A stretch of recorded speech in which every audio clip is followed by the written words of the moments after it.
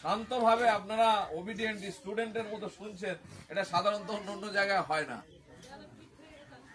তো একদম ঠিক বলেছেন, দেয়ালে পিঠ থেকে গেছে, আর জায়গা নেই।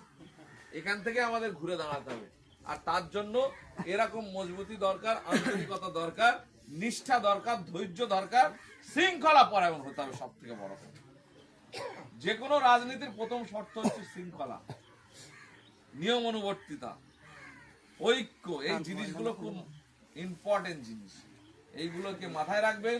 আমি যে পরামর্শ দিলাম, আশা করি তার যদি অর্ধেকটা আপনারা পালন করতে পারেন, তাহলে দেখবেন এই গোসাবার চেহারা 1 মাস থেকে 1.5 মাসের মধ্যে একটা অন্যরকম চেহারাতে পরিণত হবে।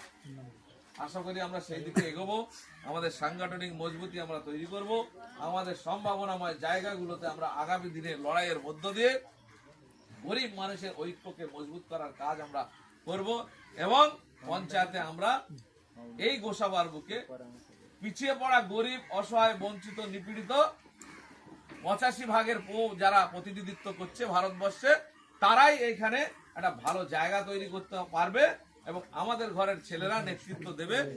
এই আশা ভরসা রেখে সবাইকে সংগ্রামী অভিনন্দন, শুভেচ্ছা, ভালোবাসা জানিয়ে আমি আমার কথা শেষ করছি। ইনকলাব জিন্দাবাদ, আইএসএফ জিন্দাবাদ, আমাদের প্রিয় নেতা নওশাদ সিদ্দিকী জিন্দাবাদ।